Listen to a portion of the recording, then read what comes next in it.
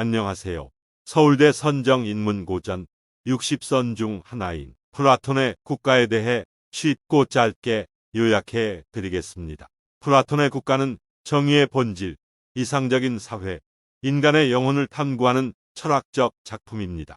한 권은 소크라테스와 다양한 대담자들 사이의 대화로 정의의 본질에 대해 논의합니다. 대화는 소크라테스가 그의 친구 글로우콘과 그의 형 아다이만투스를 만나는 것으로 시작됩니다.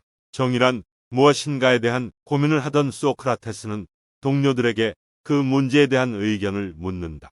그런 다음 소피스트인 스레시마쿠스가 소개되고 정의는 단순히 강자의 이익이라고 주장합니다. 그는 통치자는 자신에게 이익이 되는 법을 만들고 사회의 약한 구성원은 자신에게 최선의 이익이 되지 않더라도 이러한 법을 따르도록 강요받는다고 주장합니다.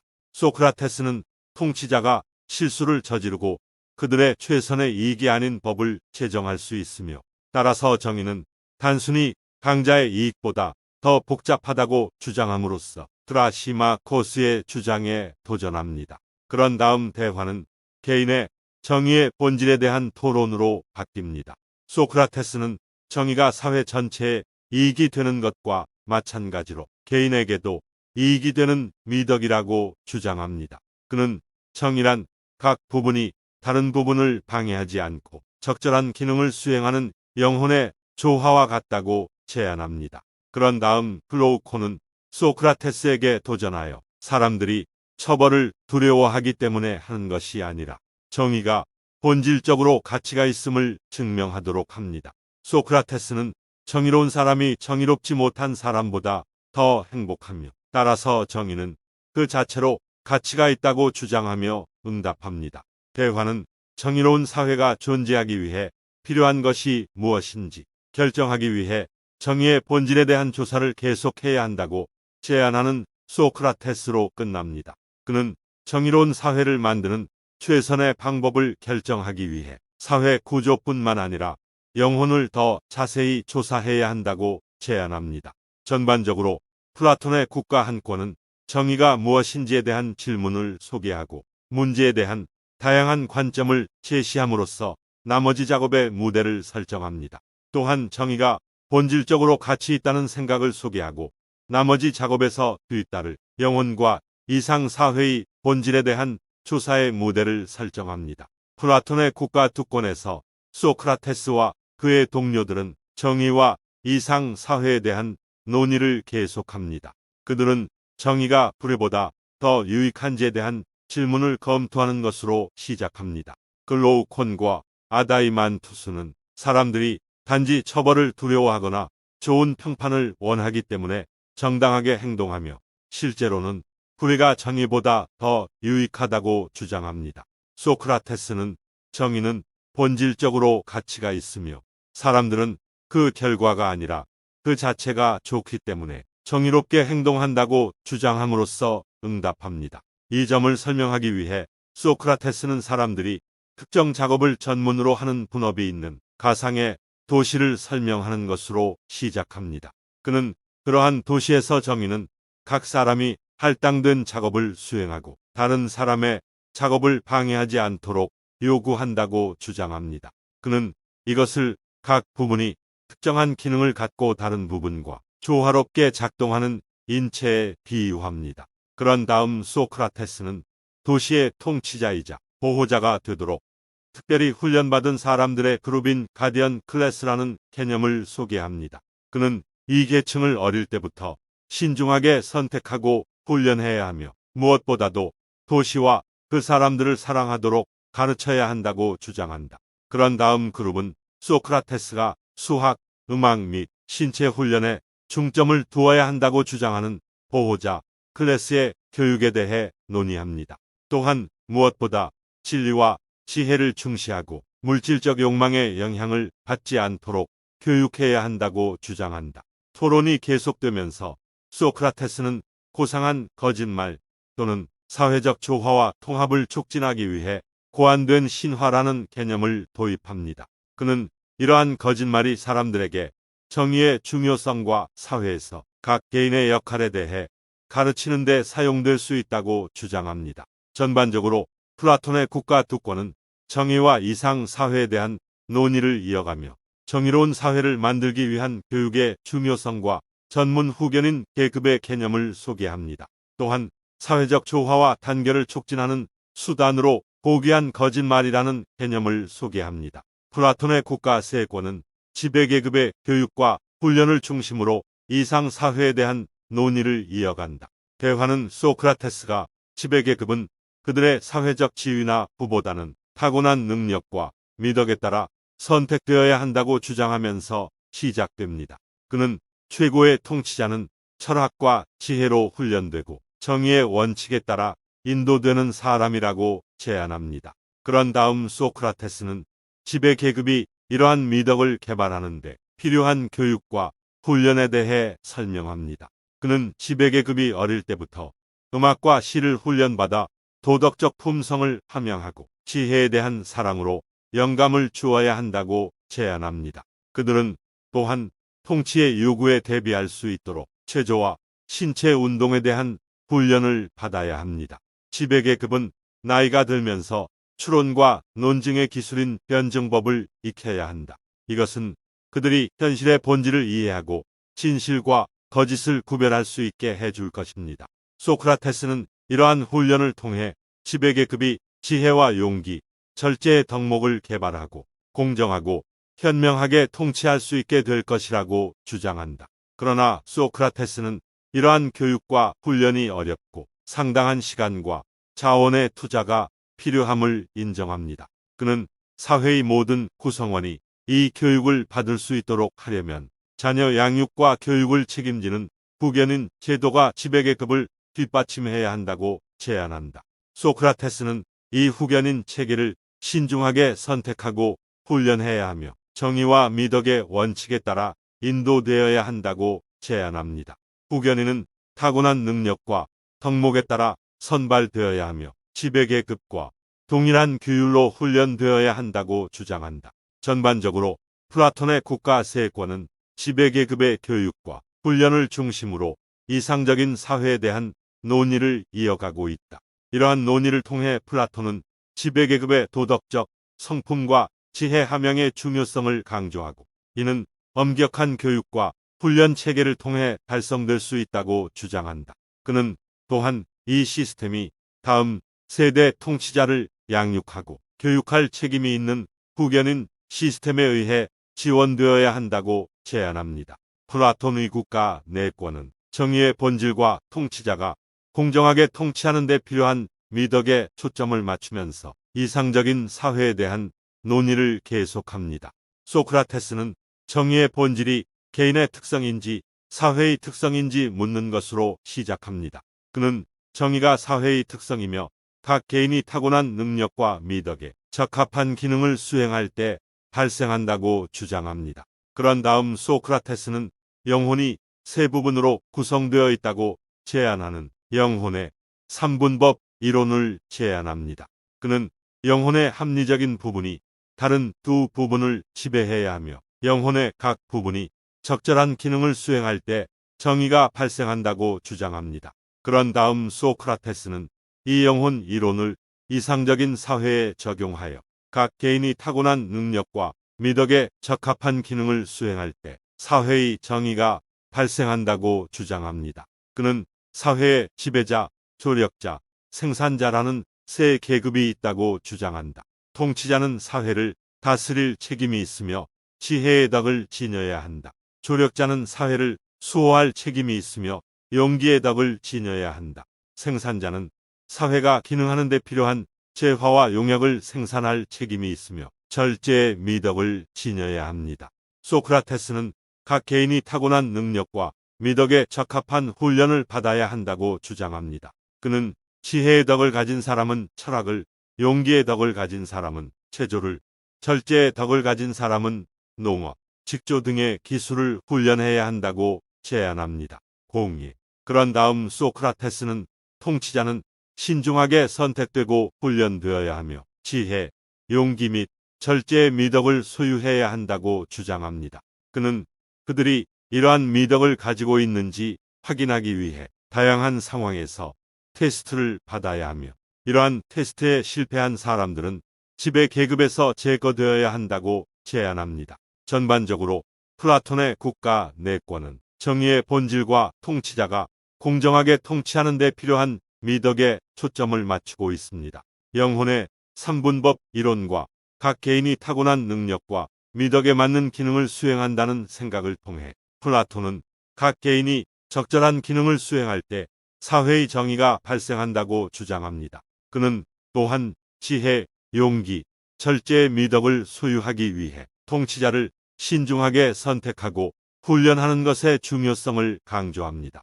플라톤의 국가 5권은 사회에서 여성의 역할과 가족의 본질에 초점을 맞추면서 이상적인 사회에 대한 논의를 이어갑니다. 소크라테스는 여성이 통치자와 군인으로 봉사하는 것을 포함하여 사회에서 남성과 동일한 역할을 수행할 수 있는지 질문하는 것으로 시작합니다. 그는 여성이 남성과 같은 타고난 능력과 미덕을 가지고 있으며 사회가 효율적으로 기능하기 위해서는 지배계급과 군대에 대한 여성의 참여가 필요하다고 주장한다.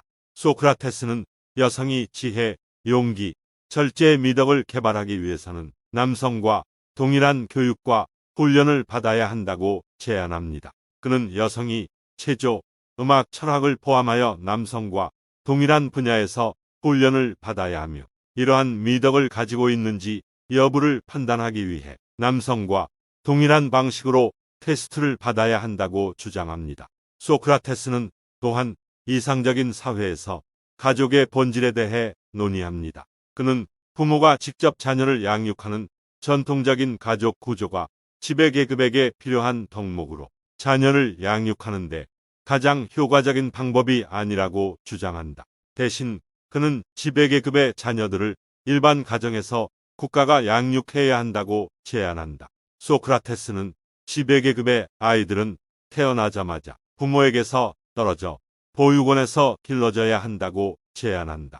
그들은 같은 분야에서 함께 교육과 훈련을 받아야 하며 그들 중 누가 통치자가 되기 위해 필요한 미덕을 가지고 있는지를 결정하기 위해 시험을 받아야 합니다. 이 시험을 통과한 사람들은 사회의 통치자가 되도록 선발되어야 합니다.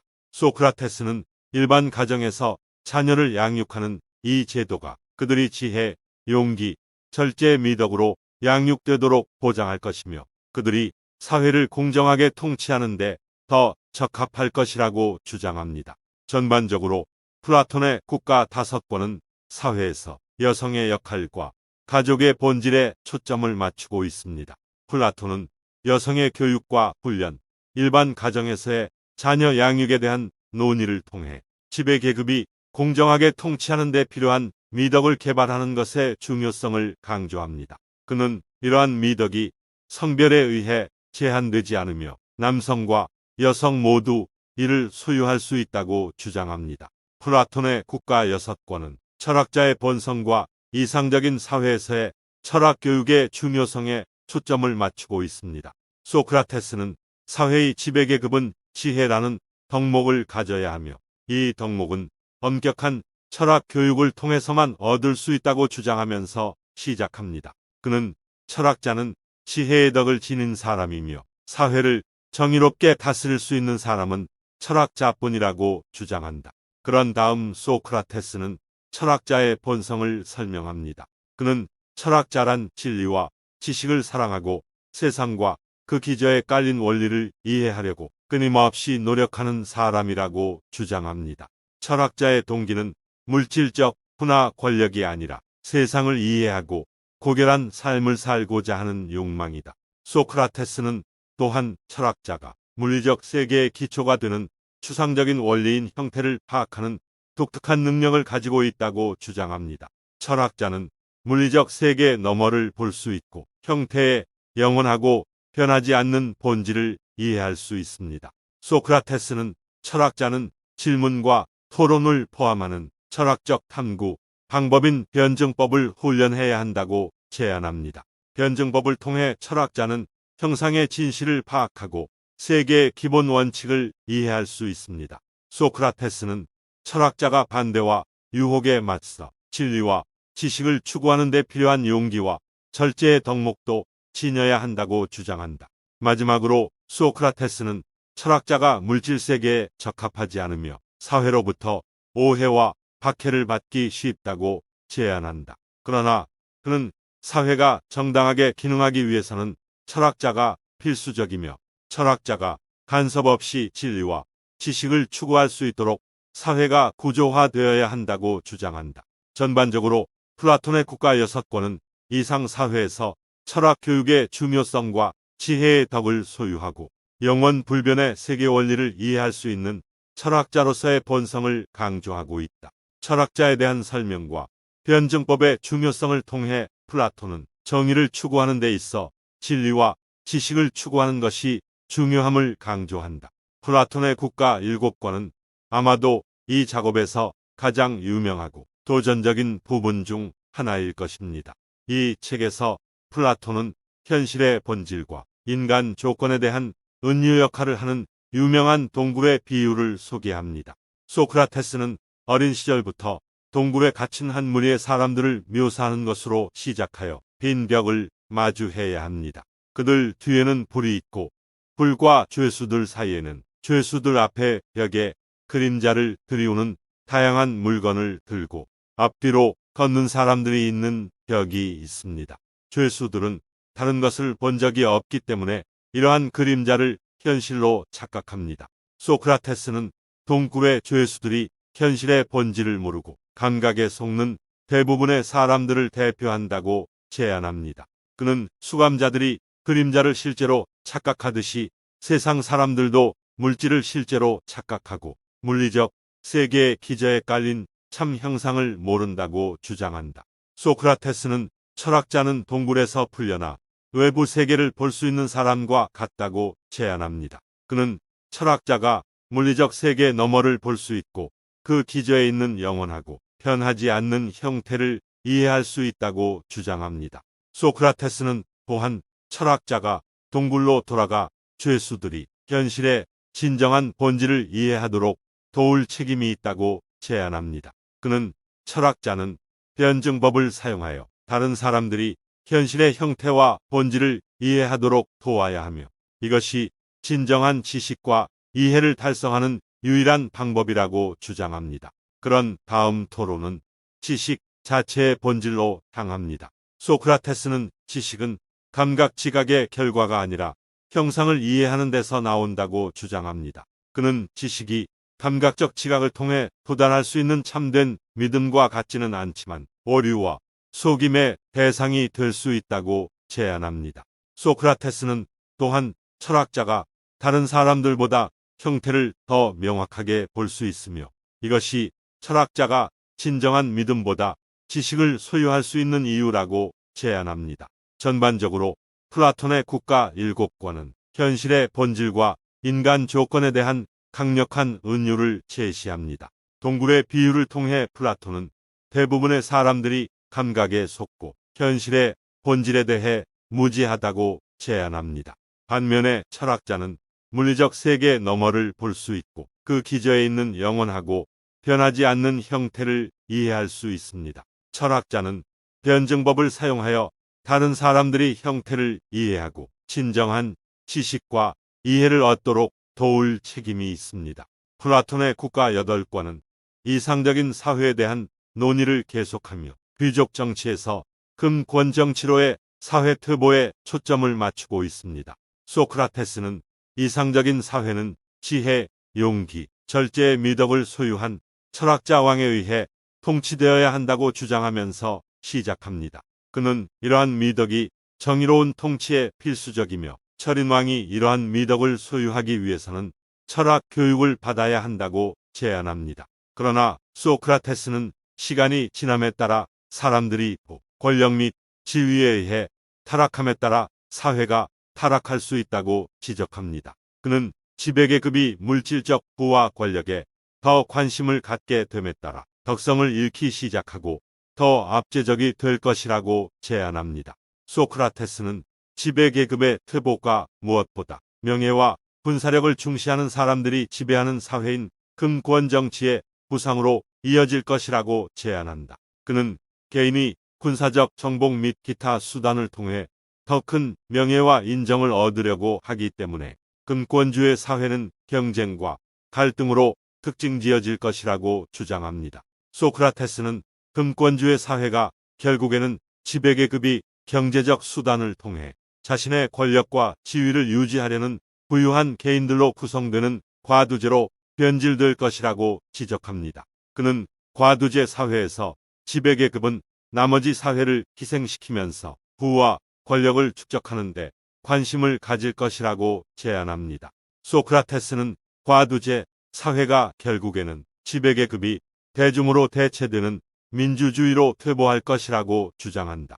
그는 민주사회에서는 개인의 자유와 평등이 강조될 것이며 미덕이나 공동선에 대한 관심은 거의 없을 것임을 시사한다. 소크라테스는 개인이 사회의 나머지 부분을 희생시키면서 자신의 이익을 추구하기 때문에 민주사회는 질서와 안정성의 결여로 특징지어질 것이라고 지적합니다. 그는 민주주의 사회가 결국에는 한 개인이 힘과 강압을 통해 권력을 장악하고 사회를 지배하는 폭정으로 전락할 것임을 시사한다. 소크라테스는 폭군 사회가 최악의 사회 형태이며 부패, 폭력, 개인의 자유 억압이 특징이라고 주장한다. 그는 사회의 타락을 막을 수 있는 유일한 방법은 지배계급이 덕을 유지하고 공동선에 헌신하는 것이며 사회가 권력에 의한 부와 권력의 축적을 방지하는 방식으로 구조화되는 것이라고 제안합니다.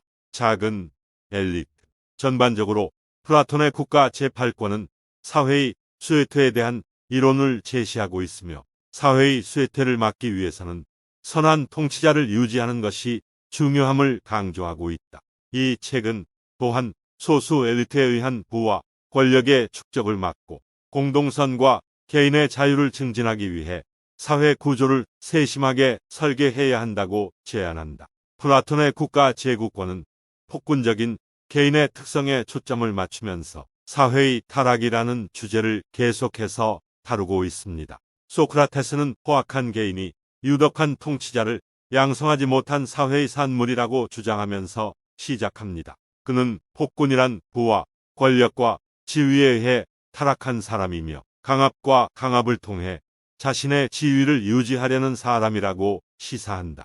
소크라테스는 폭군은 자제력이 부족하고 자신의 욕망과 열정에 따라 움직이는 특징이 있다고 지적합니다. 그는 폭군이 자신의 욕망의 노예이며 자신의 행동을 통제할 수 없다고 주장합니다.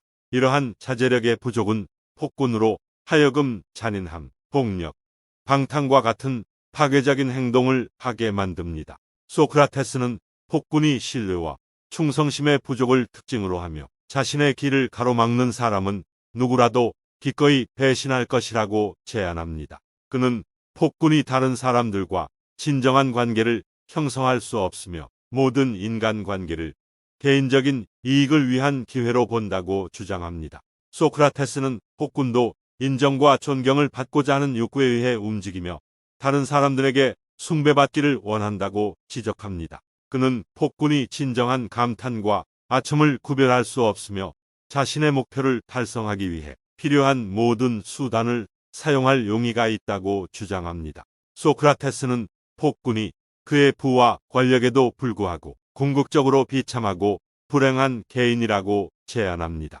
그는 폭군이 자신의 욕망과 열정에 사로잡혀 진정한 즐거움이나 만족을 경험할 수 없다고 주장합니다. 소크라테스는 폭군의 출현을 막는 유일한 방법은 자제력, 지혜, 진정한 인간관계 능력을 갖춘 유덕한 개인을 육성하는 것이라고 제안하면서 결론을 내립니다. 그는 사회가 이러한 미덕의 함량을 촉진하고 소수 엘리트에 의한 부와 권력의 축적을 방지하는 방식으로 구조화되어야 한다고 주장합니다. 전반적으로 플라톤의 국가 제9권은 포악한 개인의 특성을 자세히 설명하고 사회의 타락을 방지하기 위해 고결한 개인을 양성하는 것의 중요성을 강조합니다. 이 책은 또한 공동선과 개인의 자유를 증진하고 힘과 강압을 통해 권력을 유지하려는 폭군의 부상을 방지하기 위해 사회 구조를 신중하게 설계해야 한다고 제안합니다. 플라톤의 국가 열권은 주로 예술의 본질과 사회에서의 역할에 관한 것입니다. 소크라테스는 예술은 모방적이며 따라서 본질적으로 기만적이라는 주장으로 시작합니다. 그는 예술이 사본의 사본이며 현실을 재현하는 것이 아니라 왜곡된 현실을 재현한다고 주장합니다.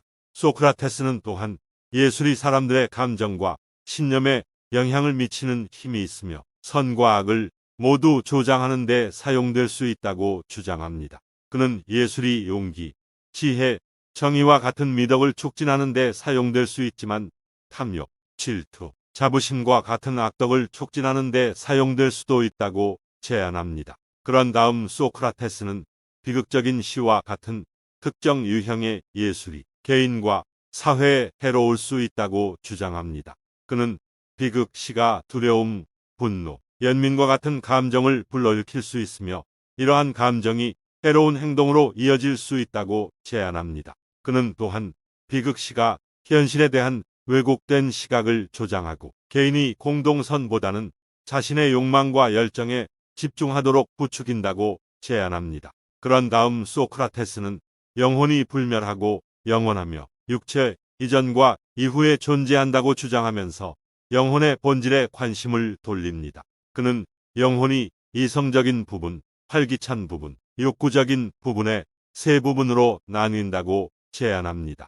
소크라테스는 영혼의 이성적인 부분이 가장 높고 가장 고귀한 부분이며 지혜와 미덕을 책임진다고 제안합니다. 그는 영혼의 기운 있는 부분이 용기와 명예를 책임지는 반면 욕망하는 부분은 욕망과 즐거움을 책임진다고 주장합니다. 그런 다음 소크라테스는 영혼이 교육 및 문화와 같은 외부 요인의 영향을 받을 수 있으며 이러한 요인이 영혼의 이성적인 부분의 발달을 촉진하거나 방해할 수 있다고 주장합니다. 그는 영혼의 이성적인 부분을 배양하는 것이 미덕과 지혜의 개발에 필수적이며 영혼의 활기차고 식욕을 돋우는 부분을 배양하는 것이 해로운 행동으로 이어질 수 있다고 제안합니다. 마지막으로 소크라테스는 인간 삶의 궁극적인 목표는 영혼의 이성적 부분을 함양하고 지혜와 미덕을 성취하는 것이라고 말하며 결론을 맺는다. 그는 이것이 영혼의 이성적인 부분의 발달을 촉진하고 영혼의 활기차고 식욕을 돋우는 부분의 발달을 방지하도록 신중하게 고안된 교육과 훈련의 엄격한 과정을 통해서만 달성될 수 있다고 주장합니다. 전반적으로 플라톤의 국가의 열권은 예술의 본질과 사회에서의 역할에 대한 자세한 설명을 제공합니다.